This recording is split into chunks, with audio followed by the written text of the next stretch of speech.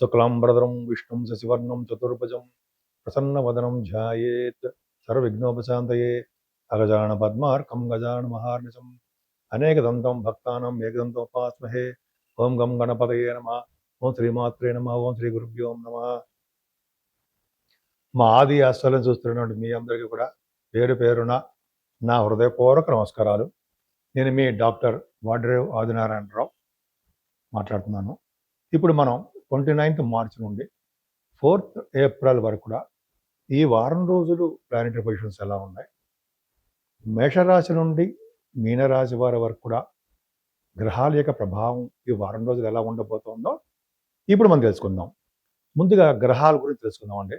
మేషరాశిలో శుక్రుడు, అలాగే మిథున రాశిలో గురుడు, కేతు సింహరాశిలోను, చంద్రుడు 29th and 30th సింహరాశిలోను, అలాగే బుధ రాహువులు కుంభరాశిలోను, రవి శని కుజులు ఈ ముగ్గురు పాపులే. మీ ముగ్గురు కూడా మీనరాశిలోనూ ఉన్నారు. కర్కాటక రాశి, కర్కాటక రాశి వారికి అసలు భయపడాల్సిన అవసరం లేదండి. చక్కగా బ్రహ్మాండంగా ఉంటారు. ఫైనాన్షియల్గా మీరు డెవలప్ అవుతుంటారు. కష్టపడి సంపాదించే ధనం మీకు మిగులుతూ ఉంటుంది. చంద్రకేతువులు ద్వితీయ భావాలు ఉన్నారంటే మీ రాశాధిపతి 29th and 30th అంటే కష్టపడి ధన సంపాదన ఉంటుంది. కుటుంబంలో వృద్ధి ఉంటుంది. కుటుంబ పరంగా మీరు దూర ప్రాంత ప్రయాణాలు చేయడానికి అవకాశాలు ఉన్నాయి. అంతేకాకుండా మీకు ముఖవర్చస్సు పెరగడము, కంఠధ్వని పెరగడము బాగా ఉంటుందండి.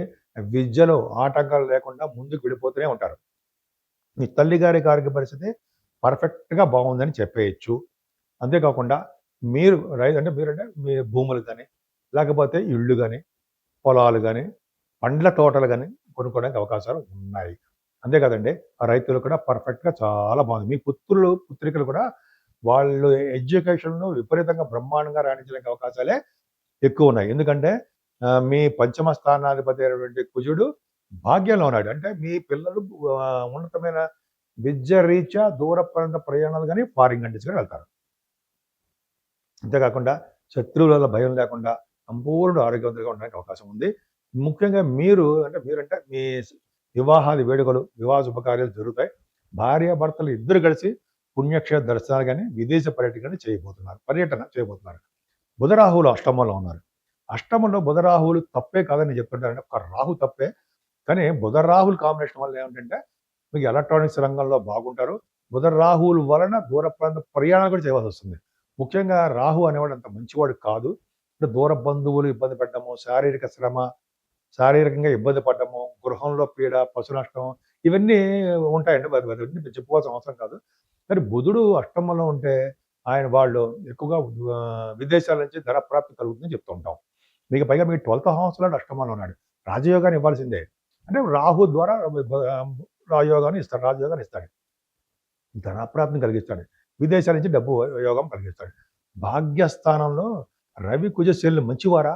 కాదు, ఎట్టి పరిస్థితులు కాదు. కానీ మీ రాష్ట్రాధిపతి అయినటువంటి అత్యంత రాజయోగకారకుడైనటువంటి కుజుడు 10th హౌస్ లాట్గా భాగ్యంలో ఉన్నాడు. అది కరెక్ట్. అంటే రాజయోగాన్ని ఇవ్వాల్సిందే, మంచి యోగాన్ని ఇస్తాడు.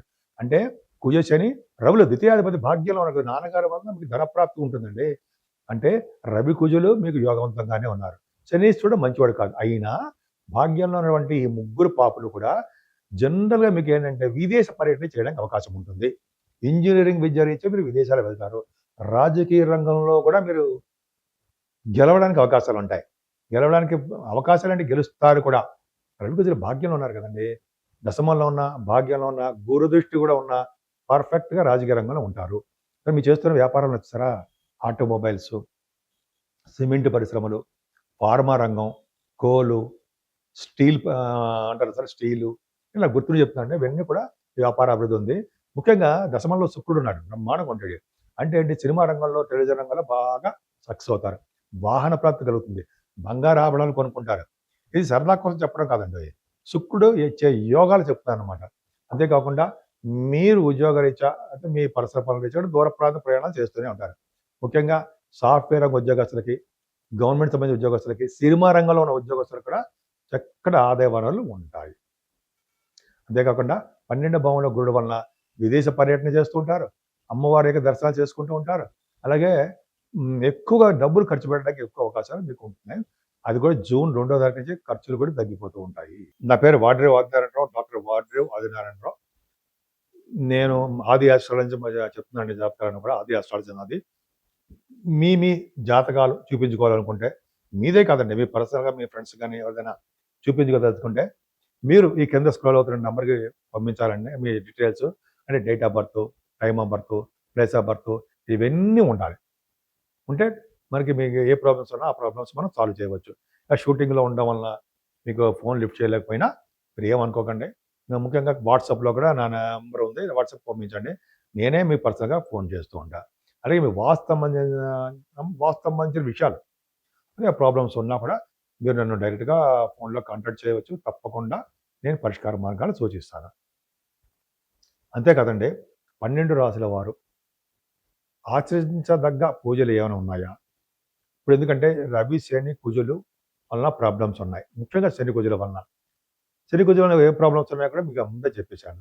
కాబట్టి మనం అన్నింటిని ఓవర్‌కమ్ అవ్వాలంటే, అంటే వాటన్నిటిని ఆ ఫలితాలు మనకి దగ్గరకు రాకుండా త్రుటిలో తప్పిపోతూ ప్రమాదాలు తక్కువగా మనకి ప్రమాదాలు జరగాలన్నా, చిన్న చిన్న ప్రమాదాలుగా ఉండాలన్నా ముఖ్యంగా పూజించవలసిన దేవుడు సుబ్రహ్మణ్యుడే. సుబ్రహ్మణ్యేశ్వర స్వామి వారిని ఎన్ని విధాలుగా పూజిస్తే అన్ని విధాలుగా మనం కాపాడుతూనే ఉంటాడు. పెళ్లి కాని వారికి పెళ్ళిళ్ళు అవ్వడము, యాక్సిడెంట్స్ కాకుండా, ముఖ్యంగా యాక్సిడెంట్స్ కాకుండా కాపాడడము, రోడ్డు ప్రమాదాలు జరగకుండా కాపాడడము, అలాగే కరెంట్ షాక్స్ వలన ప్రమాదాలు కాకుండా కాపాడడము, నీటి వలన కూడా ప్రమాదాలు జరగకుండా కాపాడడము ఎవరయ్యా అంటే సుబ్రహ్మణ్యుడే. సుబ్రహ్మణ్యేశ్వర స్వామి వారిని పూజించడం వలన, విభూతితో సుబ్రహ్మణ్య స్వామి వారిని పూజించడం వలన మనకి ఐశ్వర్యం ఉంటుంది, ధనప్రాప్తి కలుగుతుందని శాస్త్రం చెప్తాను.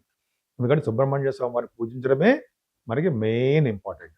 అంతేకాకుండా శనీశ్వరుడు, శనితో కలిసిన కుజుడు వలన ఈ గోలలు, ఈ యుద్ధాలు, పైగా తాళసర్ప దోషాలు ఉండడము, ఇవన్నీ కారణం అవ్వడం వల్ల మే వరకు ఇలా ఉంటాయండి. సో కాబట్టి మనం జాగ్రత్తగానే ఉండాల్సిందే. శనీశ్వరుడికి తైలాభిషేకాలు చేయించుకోవాలి. అలాగే ఆంజనేయ స్వామి వారి దర్శనాలు 11 ప్రదక్షిణాలు చేస్తూ ఆంజనేయ స్వామి వారి దర్శనం చేసుకుని ఆ స్వామివారి దగ్గర దీపారాధన చేసిన చాలా మంచి ఫలితాలు పొందుతారు.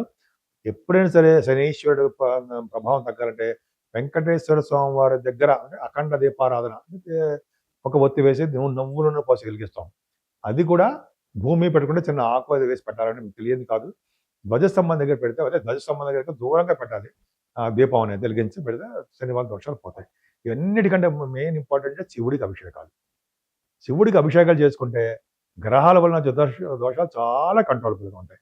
సో ఈ విధంగా చాలా అద్భుతంగా ఉందండి. ముఖ్యంగా అన్ని రాసుల వారు కూడా ఈ సూత్రం పాటించండి. దేవతారాధన చేస్తూ ఉంటే సరిపోతుంది. ముఖ్యంగా రాహు కేతుల మధ్యలో ప్లానెట్స్ అన్ని ఉండిపోయాయి. దీన్నే సవ్యకాల సర్పదోషము అంటాం. రాహు కేతుల మధ్యలో ఉంటే ప్లానెట్స్ అన్ని ఎక్సెప్ట్ చంద్రుడు అనుకోండి, సవ్యకాల సర్పదోషం. అందుకనే మనం రాహు కేతులు కూడా పూజించాల్సిందే. అంటే కాళహస్తిలో కానీ మన ఇంట్లో మన ఊళ్ళోనే నవగ్రహాలు ఉంటాయి. రాహు కేతులకి కుజుడు, రాహు, కేతువులు ముగ్గురు కూడా శనీశ్వరుడు ఈ నవగ్రహాల్లోనే ఉంటారు. కాబట్టి ఈ నవగ్రహాలకి ఒకసారి ప్రదక్షిణ చేసుకుంటూ పూజలు చేయించేసుకుంటూ ఉంటే చాలా మటుకు మన కంట్రోల్లోనే ఉంటుంది మనకి. అంతేకాకుండా మెయిన్ మన జాతర మీద కూడా ఆధారపడి ఉంటుందండి. భయపడాల్సిన అవసరం లేదు. కాకపోతే అంటే మన రోడ్డు మీద వెళ్ళేటప్పుడు కానీ, నీటి మీద ప్రయాణం చేసేటప్పుడు కానీ చాలా జాగ్రత్తగా ఉండాలి. రోడ్డు మీద వెళ్ళేటప్పుడు మనం హెల్మెట్స్ పెట్టుకుందాము, సీట్ బెల్ట్ పెట్టుకుందాము.